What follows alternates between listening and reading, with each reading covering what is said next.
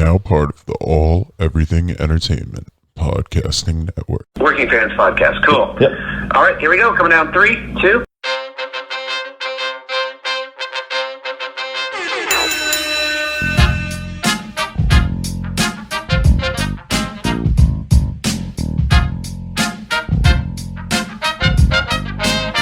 Welcome back for another week of the Working Fans Podcast.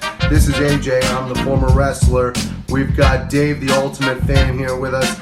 As we do every week, our producer Joe likes to make us sound good and makes us look way more professional than we actually are.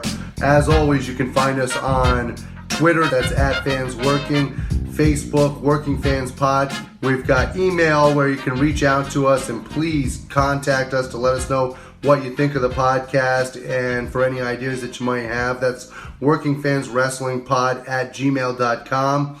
We're on Instagram where you can keep up with us at workingfanswrestling_pod. And then you can now listen to us on all major platforms, including Anchor.fm. We're on Google Podcasts, Spotify, Breaker, Overcast, Pocket Casts, Radio Public, Apple Podcasts, and you can actually check us out on YouTube. Now, it's important when you go onto the Apple Podcasts and YouTube, hit that subscribe button, give us a rating, let us know what you think so you can help us out and we can continue to do what we love and bring you guys in as fans. Guys, I want to take a second to tell you about All Everything Entertainment. They are your home for the latest breaking news and opinions about sports, wrestling, and entertainment. From jock to geek and everyone in between, they will definitely have something for you. As I'm recording this, they have 10 live weekly podcasts that can be watched daily on Facebook, YouTube, or alleverythingentertainment.com. The replays are available on their Facebook, YouTube, SoundCloud, or iTunes channels. Their shows run the gamut as they talk about the NFL, NBA, NHL, football, movies, bi-weekly top 10 countdowns, paranormal activity, wrestling, WWE, AEW, NJPW, UFC, Bellator, and so much more. These guys, they're just like you. They're passionate individuals who love a variety of subjects, and that's why they started this company in May of 2019 to kind of be a one-stop shop for entertainment. On September 11th, 2020, they made arguably their biggest signing by agreeing to terms with yours truly, the Working Fans Podcast. I was out of work sick, and I was happy to join them as a part of their team. You can find them on SoundCloud, Facebook, Twitter, Instagram, and YouTube by searching All Everything Entertainment, or go to alleverythingentertainment.com for their full schedule and a full list of their shows. If you like us, you will 100% like them. Thank you. We want to take a minute to thank our newest sponsor on the show, 482 Designs. That is FOUR, the numbers 82 Designs, 482 Designs.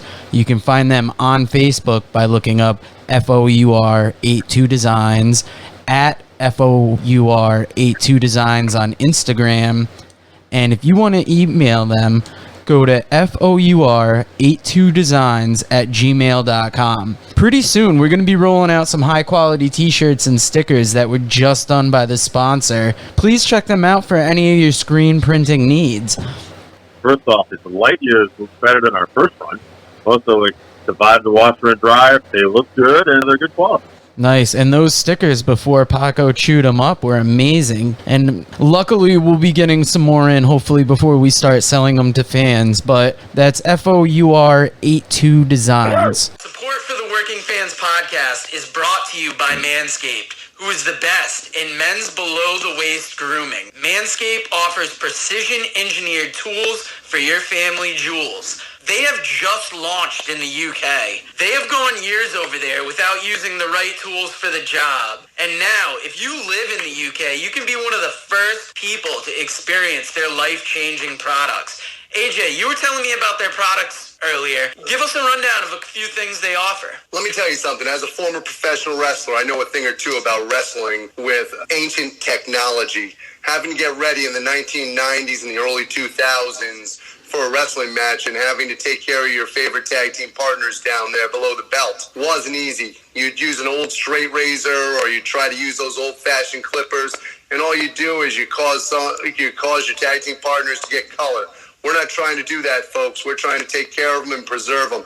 Now, with the modern technology brought to you by Manscaped Lawnmower 3.0, you get a ceramic blade that keeps your buddies down there south of the border safe and in shape and ready to go all night long. And why don't you tell us about some of the features and some of the stuff that they have, like Joe asked you? Guys, not only do they have your favorite technology for the trimming, but they have stuff like the crop preserver. They've got things that will make your balls so gentle and sweet and with tonic that even an old married guy like me might actually have a chance to get them touched. And we got some ball wipes, too. Dave, when you're wielding those balls out in the free world, you don't want to have them be like mini cacti, do you? Just slapping them in the face. That doesn't work. Nah, man, before I made a few accidents myself. Looked like somebody just crushed up a bunch of ketchup packets down there. It was awful. I thought I had to go to the hospital. But thankfully, I made it out all right. My wife's favorite thing that they have is they actually have disposable mats that you can stand on while you're doing it, which keeps you from leaving all your business all over the bathroom floor. That's a big thing when it comes to cleaning up.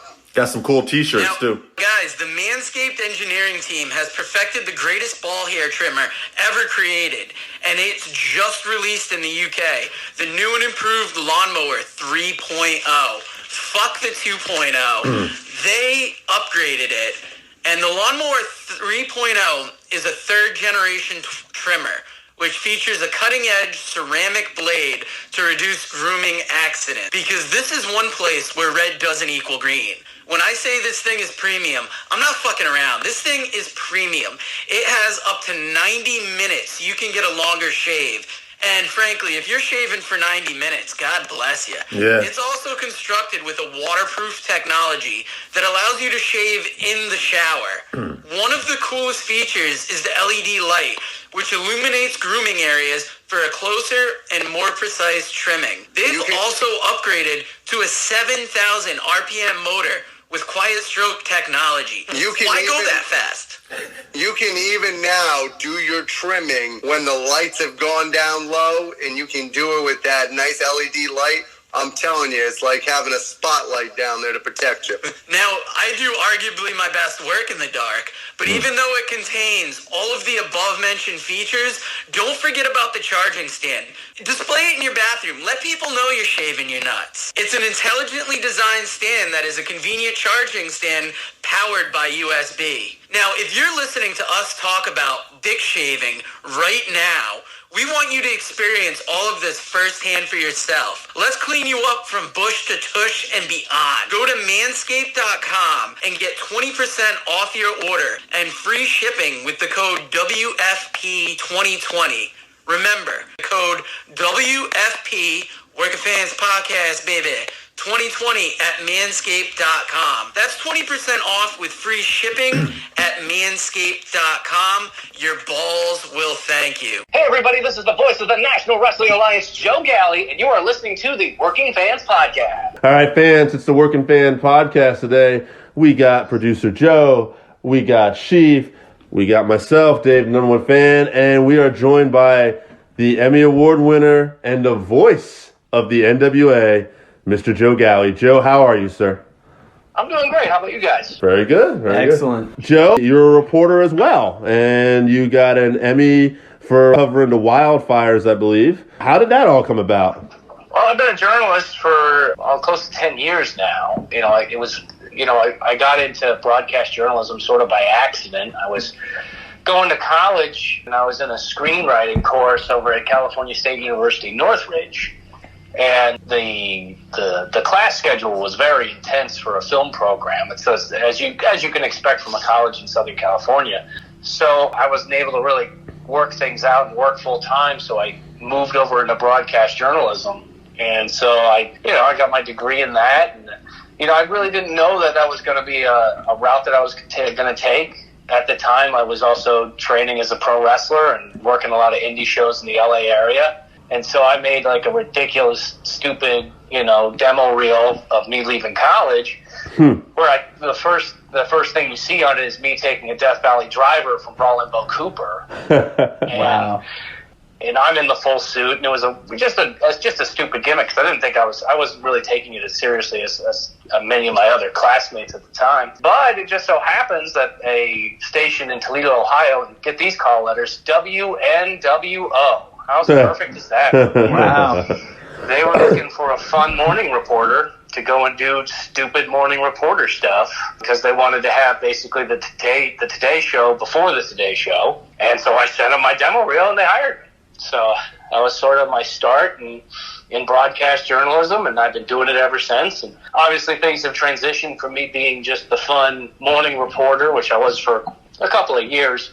But, formats change, news directors change, and when they tell you got to step up and start, being a journalist, then you step up and start being a journalist. And eventually that led me to working in Toledo, Ohio. I worked in the Poconos of Pennsylvania. And then I worked in Palm Springs, California, and that's where I won the Emmy. During that time where we were having such bad wildfires in all the area over there, it kind of became my specialty that we would just kind of go just to the outsides of our market into the LA market and just cover these horrible disasters that were happening there. And so I have to tell you, though, it's probably the most exhilarating thing to go and cover as a journalist. I mean, you're covering this giant monster that's going through, and it's tearing through forests, and it's burning down people's homes. And I think it's probably the biggest adrenaline rush you're going to get as a local television reporter, is covering giant natural disasters like that. Yeah, I guess, from one opportunity, why it rises another opportunity. You just end up in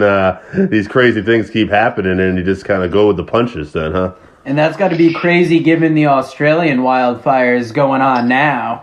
It really is, and I feel for a lot of those folks that are over there in Australia. I know locally here, I mean, our San Antonio Zoo is sending a lot of resources and trying to just help out all the animals that are being impacted over there. And I mean, you got to keep in mind, I mean, as devastating as the wildfires were in California, I mean, it's throughout that whole continent of Australia they're dealing with wildfires. So if you could imagine the entire country of the United States, minus Alaska and Hawaii, having problems with wildfires, it's pretty astounding.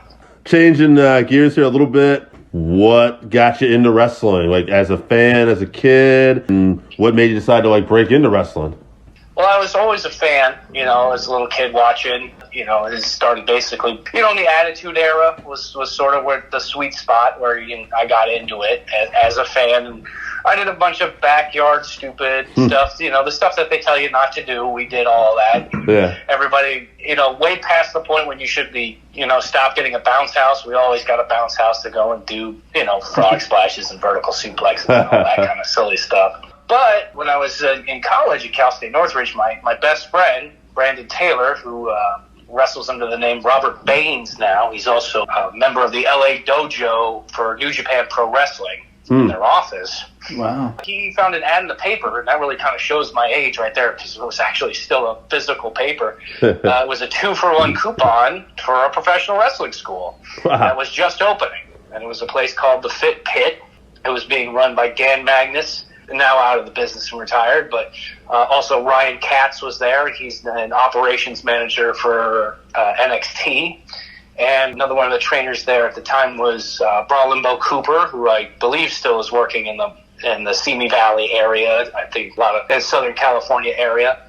And Ricardo Rodriguez, or his real name is Jesus Rodriguez, but everyone knows him as Ricardo Rodriguez from WWE, as Alberto Del Rio's announcer. So he got this coupon. He said, "You want to go?" And I said, "Sure." And I just kind of got hooked. And at the time, it was a whole new world for me. I was never an athletic guy. I never wrestled in high school or did football or anything like that. I was really into theater and stuff like that. So I was this weird, doughy, non-muscular, not very coordinated pro wrestler. And, I built myself up, and I made a really ridiculous, over-the-top character, which is, to make it simple, it's just Joey Ryan's gimmick, but worse. Wow. And now you're a straight-laced news guy. Yeah. So it's a wonder I've been able to get hired anywhere. I mean, especially with all the stuff, it's all out there on YouTube. It's not hard to find. I gotta search this out now. I mean, you can go and you can take a look at it now. You look up matches. I had an intergender match with Lizzie Valentine, and it was Lizzie Valentine versus Haynes Classic. So I'm pretty sure if I had that gimmick now and I made any sort of headway with it, the Haynes company would probably hit me with a cease and desist. But yeah, it was just some goofy underwear model gimmick, and I did that for a number of years until I was, working in news and I wasn't wrestling so much. It kind of taking a back seat. And I moved to Southern California again, and once again, my best friend Brandon Taylor, who was wrestling at the time, he was wrestling as the Hobo, and he was the Hollywood Heritage Champion at Championship Wrestling from Hollywood, which is the program that Dave Marquez runs. Yep. So he's like, hey, we got some spots opening up, because at the time, Todd Kennelly was leaving to go do play-by-play with TNA. And so I went there. I was at one taping, which was the Red Carpet Rumble, which is their version of the Royal Rumble, and I did a couple backstage interviews. And then the next taping, they had me sitting in the spot being the regular play-by-play guy with Johnny LaClosto, who now works as John Quasto in WWE. So, and then I did that for a number of years. And that's where I honed my craft, and that's where I met Billy Corgan and Dave Lagana when they were starting off the 10 Pounds of Gold series with Tim Storm as the champion. Did I read this right? You were the recipient of a 2015 Shaquille Award from the big podcast of Shaquille O'Neal? Yes, I am. I am Shaquille O'Neal's Person of the Year in 2015, which is a much higher regard than anything I could ever win as a professional journalist. If I win the Pulitzer one day, it'll still be a small comparison to Shaquille O'Neal's Person of the Year. Yeah. So what happened was, I don't know if you guys remember this. I'm sure some of your members of your audience do, especially if you follow a lot of things online with the trends that happened. But there was a trend a number of years ago where people were yelling at reporters that were on live TV. They would say, F her in the P. Yep, I heard of that. Yeah, and that went on for quite a while, and it was every day for at least a few years, honestly. I probably heard it because people would just yell it at you if you're just walking down the street with a news camera. And it was Black Friday, and I was at the mall, and we were just doing a generic, hey, people are shopping, it's Black Friday story. And a kid ran up, and he said F her in the P into my microphone. And my response was, that's what I did to your mother last night. That is solid. And that got picked up by World Star Hip Hop and things like that. And so it kind of snowballed. And eventually they played it on Shaq's podcast. And then their next podcast, I called in, and Shaquille O'Neal interviewed me, which is like super bizarre and strange. I mean, I grew up in Los Angeles with the three-peat Lakers. Him and Kobe are, the kings of all this athletic in the world of Los Angeles sports, and here I am on his podcast and he's interviewing me. And then it was just a few weeks afterwards they were doing their awards thing, and he picked me to be the Person of the Year in 2015. So that's pretty dope. It's pretty dope. I got a t-shirt and everything. So you're obviously quick on your feet. I gotta ask, when you talk about like guys that are quick-witted, obviously there was some controversy not too long ago, but also, he's one of the great color guys of all time. What was it like? We don't have to delve into anything negative. What was it like working with Jim Cornette? The guy's a larger-than-life personality. And I loved working with Jim. And Jim is fantastic. He is a walking, talking encyclopedia of professional wrestling. He has, in the back, he's got stories for days, and is one of the most entertaining people just to sit down and eat a Subway sandwich with. I'll tell you that for sure. And I feel like I learned a lot working with Jim Cornette. And he did a lot for those very first episodes of NWA Power. A lot of the stuff that people like was influenced or slightly impacted by the thoughts of Jim Cornette. And, he was before Power, when we were doing things like the Crockett Cup and the 70th anniversary show. I mean, it was great working with Jim. And the other thing, Jim, is he was very generous with his time. I mean, he's an incredibly busy guy, and I could call him up and be like, hey, man, I'm looking for some advice or something like that. And he would happily talk to me and give me his 2 cents on stuff. So I got to tell you, I really do love working with Jim. And it wouldn't surprise me if somewhere down the road I end up working with him again because, I mean, it's wrestling. Everything kind of comes full circle. I agree. Now, I got to say on that hand, too, I think, obviously I was a fan of this guy as a wrestler. But as an announcer and a color commentator, Stu Bennett has really surprised me in terms. Not that I didn't expect him to be bad, but he's really good. I'm really enjoying his work. He really fell into it well, I think. Yeah. You guys make a good team.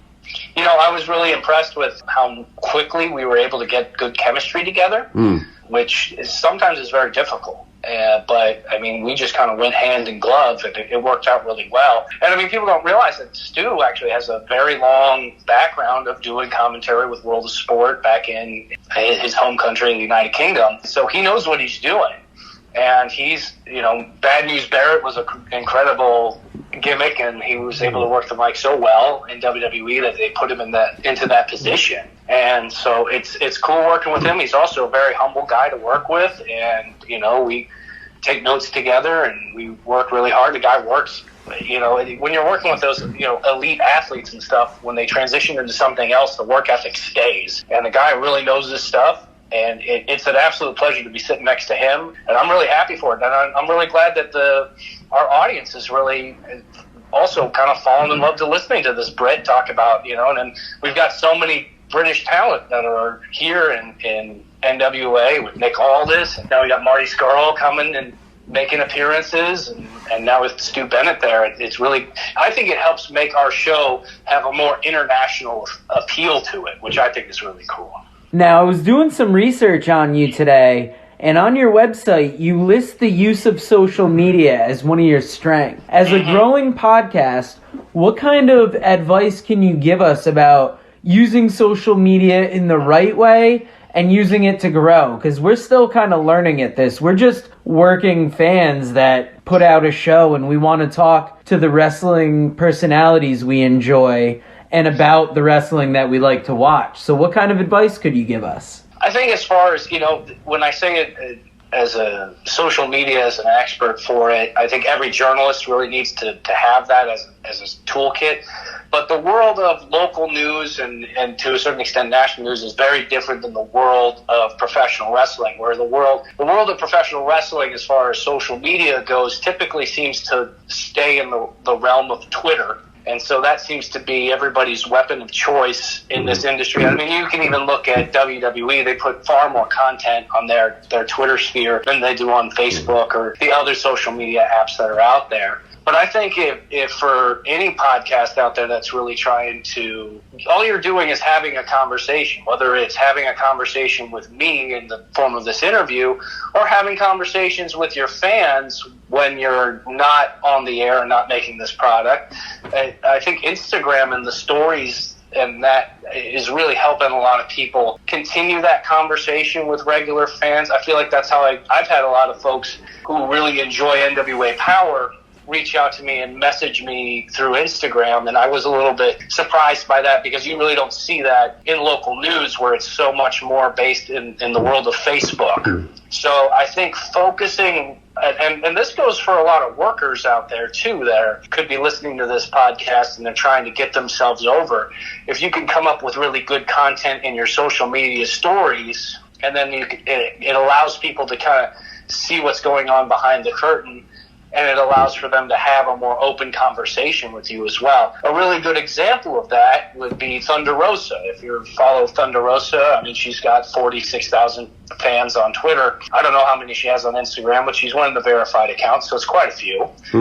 But her Instagram stories are fantastic. They're entertaining, and you get to see who she is in regular life. And if you've been following her, she's been over in Japan winning titles all over the place. And so I think that would be the way that I would go about things. Like, if I were to start a podcast, I'd be really focused on making sure I'm tweeting a lot and making sure that I'm doing, Instagram stories and doing a lot of live stuff too, because you get notifications when you do stuff live.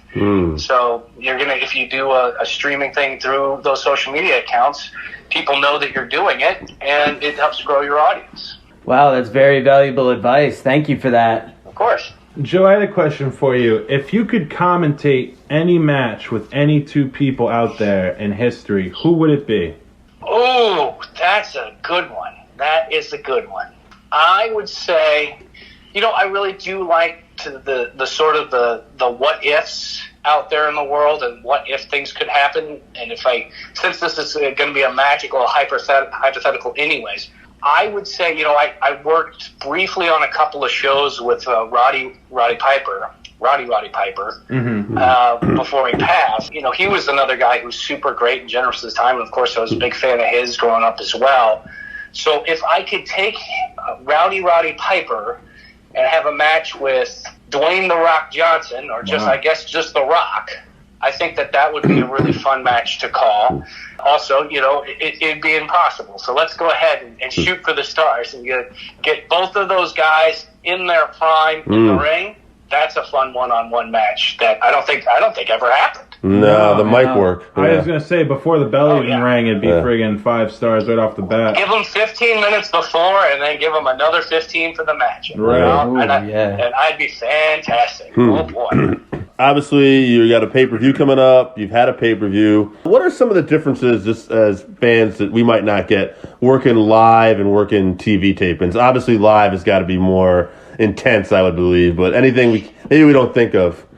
Since we do NWA Power live to tape, I feel like it's not like you get to rest on your laurels, because we don't do second takes for almost anything. I don't think we have done that yet, with the exception of one time when the camera broke, and then we kind of had to fix the camera, which took like 15, 20 minutes. But I think, so there's always that. You have to be on your toes, and you're working. The game is on, and you're going until we wrap. What I think people don't realize, I think for me and for Stu at least, for me and Stu, is it's a lot easier for us to do the pay-per-view because it's shorter. When we do these tapings, we're doing 4 episodes at a time, and so that's 4 hours of us talking nonstop. And not just talking, but, yelling and all kinds of other stuff and following formats and stuff. So, one, it's kind of exhausting from a mental aspect, but it also wears on your voice a lot. But if you're doing the pay-per-view, it's 2 hours, and we're locked into 2 hours, and you can just go full throttle through it.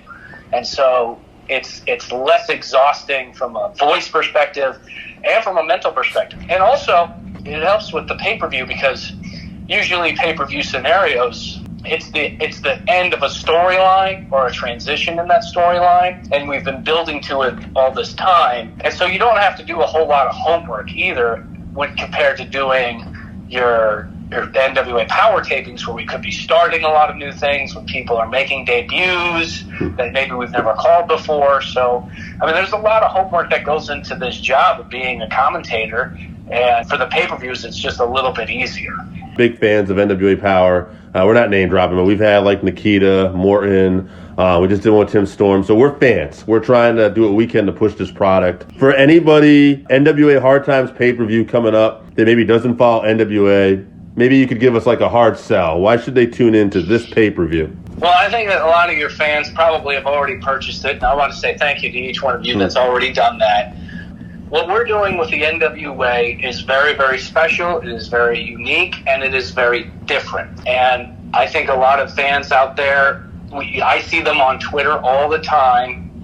They'll tweet something out that basically says, just started watching NWA Power. I'm binging the whole thing, and I love it. So I would recommend anybody out there, start watching NWA Power. We've only had 14 episodes. You can get through it in just a few days. And it'll blow your mind, the stuff that we're doing and the old school flavor that we have with this amazing talents of today, and always the surprises that you're going to see. And I guarantee you, at Hard Times, you're going to see some incredible surprises out there, and maybe a lot of talents that you weren't expecting to be there. We've always been able to pull that out. Nobody thought they were going to see Scott Steiner in an NWA ring, and then all of a sudden, there he was this past Tuesday. So you can expect that caliber of a surprise with an enormous amount of athleticism. And plus, we're crowning a new television champion. So you want to see history in the making, and that is why you want to download or you want to pre-order Hard Times on Fight.tv. My man, that was awesome. Joe, is there anything else you want to promote? Twitter, whatever it is, go right for it.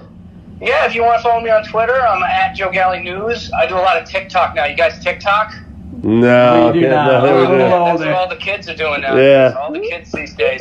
And what I like about TikTok is I was able to just get my name, just at Joe Galli. You don't have to put any extra on it for that. So between TikTok and Instagram, those are the only things that I was able to get there before any other Joe Gallis. But I'm having a lot of fun with that. I had some fun with it today at this junkyard that I was at. So, yeah, I'm just, and then... I saw that, actually, with the cars. Yeah, the cars thing. How cool was that? That was really good, yeah. Vader and Lightning McQueen. Poor Lightning McQueen just being eaten by all that vegetation. I don't know how long that car's been sitting there, but it's been a while.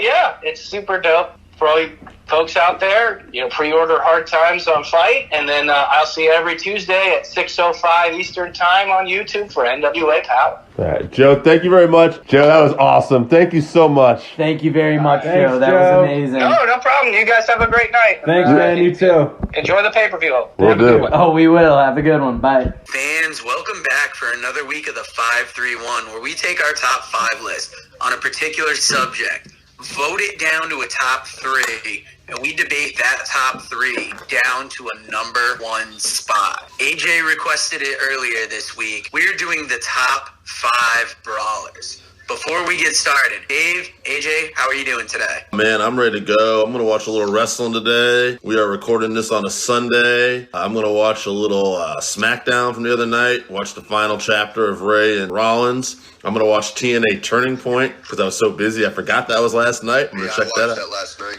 And I'm going to watch Talking Shop-A-Mania from a couple nights ago. So I'm going to watch a little wrestling and just relax today. Well, like a wise man once said, I'm ready to snap into it. Oh, yeah. Oh, yeah. All right, so we're going to start big. We're going to start with Jesse from New Hampshire. And his top 5 brawlers are Onita, Terry Funk, Bruiser Brody, Mick Foley, and Abdullah the Butcher. Good list. Nice that you put Onita down there. I'll tell you, not anybody I talked to actually put Onita down. So nice add-on there. Yeah, I hate to play spoiler, but he's the only person I see on his... Okay, that's not a bad list. Yeah.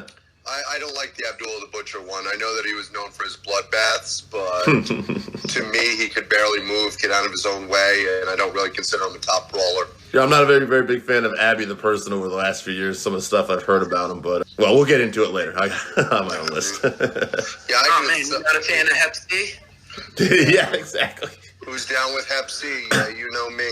I'm gonna go next year. I got my boy Scott from Voluntown. He's got Brody. He's got Hanson. He's got Terry Funk. He's got Foley. And he originally put down Stone Cold Steve Austin. But he asked me, would Vader be considered a brawler?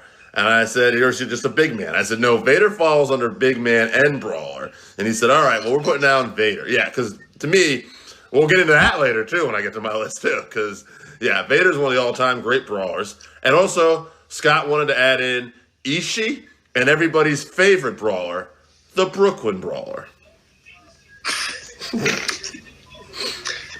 Yeah, Scott just stole my thunder on one of them. But I had a feeling. Yeah, he had that famous brawl on WWE Superstars that we all loved. Not to mention primetime wrestling, where I don't understand. There is something I don't understand. He keeps showing up on people's lists. People keep putting the Van Hansen on there. I mean, Bop was a great song, but I don't really consider them brawlers. Ooh, bring it home now. I bet they had to brawl to keep that pussy off them post-concert. Yeah, I think the 3 Christian brothers definitely did. The ones that were all married at like 15 years old and still married. Married at 15, exclusive right here on the Working Fans podcast. AJ digging deep. Oh, man. He knows. Well, fuck them. We got Brandon Thomas up next, and he had Ron Simmons, Harley Race, Stan Hansen, Bradshaw, and if you have independent wrestling TV on ICW, it is Schlack versus his number 5, Haku. That was live from yesterday, and I'm going to be watching that after this. Because I don't know if you guys are familiar, but Schlack is the guy that in the backyard wrestling event had like a minor explosive set off on him. So I guess if there was anybody built to fight Haku, it'd be him. Also, I'm glad he put Harley Race down there. Harley Race, a great brawler, great bumper, and behind the scenes, Harley Race might would have been one of the greatest brawlers of all time. Often a barroom brawl that he enjoyed, yes. Apparently, yeah. I'm going to go with our boy. What do you guys think about Ron Simmons on his list? I thought that was an odd choice for a brawler. I mean, if you put into fact his time with the APA, all of the stuff they would do, like in the skits and everything like that, and brawling, I mean, I tend to think of Ron as more of an explosive power wrestler back in the day in his prime. But I think he falls in the list. But yeah, that's where I tend to think of him. I don't know you, AJ. He can definitely classify as a brawler. I think to put him in the top 5 brawlers is a little asinine, to be honest with you. I don't think he belongs anywhere near the top 5, but definitely I could see where his style was brawling towards the end of his career. See, and I wasn't as familiar with him with the APA. I was more like a Doom WCW guy. Sure. And I saw him as a power guy. It just didn't occur to me as a brawler, but I think any list. It's funny that you mentioned that because I think any list that has him in their top 5 brawlers is doomed. Well, I'm going to go with my boy Jake St. John next here. He's got Bruiser Brody, Stan Hansen. I like this pick, by the way. The original Sheik, Mick Foley, and okay, hold on a second here. I'm going to buy a little time because I see Hansen written down twice, and that doesn't make sense to me. Hold on, buddy. Maybe he did the band and the actor and the wrestler. Oh. We got Stan Hansen and then that young Hansen brother. No. His first pick was supposed to be Steve Austin, so that is the problem. Now, he did have a couple honorable mentions. Rowdy Piper, Terry Funk, and Tommy Dreamer. Jesus. Hey, I mean, the Jake rule is in full effect, right? Every week, Jake sends us at least 10 people for the list. No different. I did like the Sheik made the list. I've always seen the Sheik, I want to say maybe a couple times in my life. I saw some old tapes of the Sheik, and I still remember those matches. One was Maniac Mark Lewin, match in Detroit. It was just a great brawl. He hits him with a fireball. It's in black and white. And another match was Andre the Giant, where he pinned Andre the Giant after hitting him with a fireball. So. Well, the funny thing is the Sheik now has made a list, but his nephew Sabu has not made any lists yet. That is interesting, because I'm not playing spoiler, but I'm not seeing him on any list here. So. All right, my next list is from Roderick on Twitter. That's at Roderick764-96943. We're glad you're free, brother. Thank you. Roderick in the house. Now, your list is, he's got Taker, he's got Big Show, he's got Abyss, he's got Kevin Nash, and he's got Steve Austin. AJ, you want to tackle what you think about this list first? And remember, he's recently free, so... Kevin Nash, wow, a tough guy. Absolutely ridiculous to have him on top brawlers. However, Steve Austin, as great of a technical wrestler as he was, when he did become his biggest name, was a brawler because at that point he was limited and could only do so much. So it really was just kicks and stomps. I don't know if I still put him in my top 5 for brawlers. I think it was more the personality that got him over. The rest of his list, perfectly fine, I guess. Hey, what do you think about Abyss? You know, is he a brawler? What about these guys that are like hardcore guys and they do like these crazy stunts? I don't really consider Abyss or Mick Foley to be in my top 5 brawlers. I know that's going to offend some people with the Mick Foley one, but as usual, I don't give a fuck. But why do you separate them differently, or do you just think that's just like... They are. To me, hardcore wrestling is a different thing. I will give a little spoiler. There is somebody who is of the hardcore nature on my list, but it's more because I consider his style to be more of a brawling with a lot less wrestling involved. Whereas I think that Mick Foley and Abyss both used a lot more wrestling holds and not so much the brawling nature. Well, why don't we switch it up and why don't we hear your list? I'm curious now. You got that Eating's Joe Stecker, don't you?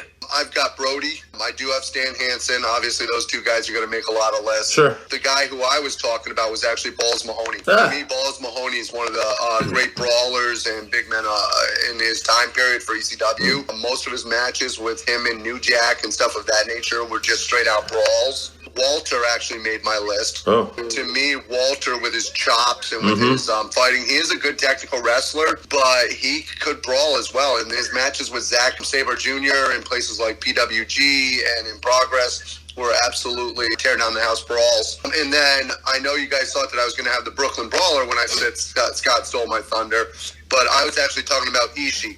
The matches that he had with Tanaka, Shibata, and freaking Tanahashi were out of this world.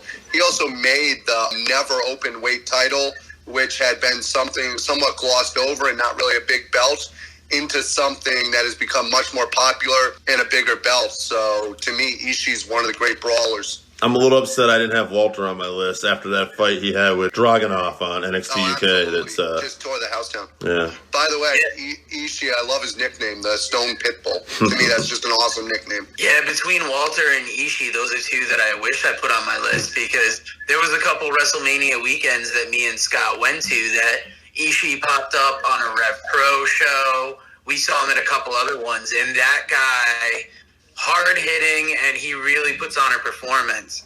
Now, the funny thing about Ishii, the funny thing about Ishii is he's 43 years old, and he doesn't seem to be slowing down at all. He seems to just be really clicking into his prime. So I look forward to what we're going to see from him. Now, Dave, I'm going to do my list next. Okay. I've got New Jack, Piper, Funk. I have Sami Callihan fourth, and I have Stan Hansen fifth. I felt like I had to put Callahan in there because he is that borderline hardcore brawling type guy, but of the newer class of people that does it, he's got to be one of my favorite. Callahan almost made my list. Wow. See, and I thought that was going to be an out there pick. I'm like, I don't think anybody else is really going to think of him. But if you've watched enough MLW or Impact over the last 2 years, you've seen a lot of Callahan's work on display.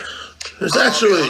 Go ahead, AJ. I was just going to say, I'll be honest with you, it came down to basically him or Balls Mahoney for me. And I did go with Balls Mahoney, but Callahan was that close to actually making my list. It's actually... what made you pick Balls over Callahan? I don't think Balls gets enough credit. I think that because of his gimmick with the shorts and stuff like that, I think that a lot of times he gets glossed over, especially when it comes to how he made people in ECW. And I just think that he doesn't get enough credit for what he did for ECW. There's actually a lot of underrated brawling, I would say, in MLW as a promotion, too. When you look at Contra Unit, the Von Erichs and stuff like that, they've had some of the best brawls, I think, in that company the last few years in wrestling right now. Like old-school type brawls. For all the pull-aparts that World Class had, I mean, we've got Brody on here, but you would think there'd be maybe a Von Erich or two on there, maybe a Freebird, from all those wild fights they had. Yeah, Gordy could have made it.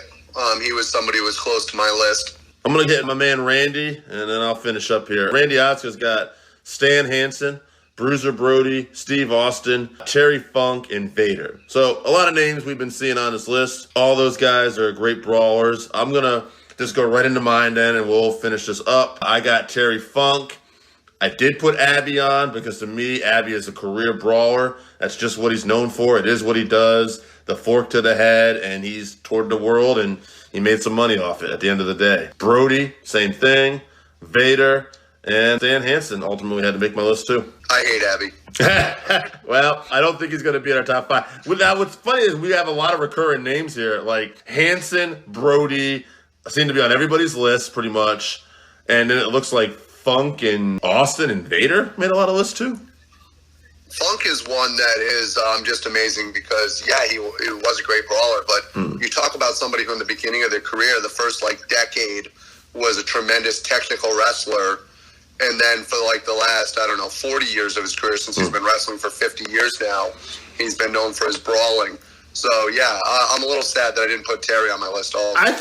I think Brody and Hansen have to be the two in the finals right now. I think we need to talk about who's going to join them, and I think it's got to be down between Austin, Funk, and Vader. And out of that group, I'm just going to start off, even though I wouldn't put him... That's a Funk versus Vader debate to me. Well, that's fine because to me, as much as Austin, pinnacle of his career, great brawl, as much as Funk is a legend, I'm going with Vader. Just those shots, those punches, they're ridiculous. His matches with Cactus Jack in WCW, his matches with Hansen in Japan with eyes popping out. I mean, there was also a match in Japan with Ken Shamrock where Ken Shamrock was winning. What a stiff bastard. I don't know. I think Vader makes a list in my mind. I hate to say this, I agree with Dave. There you go. it pains me. Yeah, I really can't argue against it. Yeah. That's Vader to me is one of the great brawlers. Even though he didn't make my list, he definitely had those heavy hands. And if you think about it, now that we're talking about it, that's our final three: Hanson, Brody, and Vader. I mean, that's a fucking hell of a final three right there. Yeah, that's a hell of a card in Japan in 1987. So who's getting the boot then? I'll start with you, AJ. Who's getting the boot? Vader. Okay. We bring him in, we're kicking him out. When you put it to that three, I mean, Hanson and Brody are so established in that role, and it's like, we almost had to make the case for Vader to get in as a brawler. Yeah. All you have to know as to who's the great brawler out of that group, fucking Hanson knocked Vader's eye out. Sure. Yeah.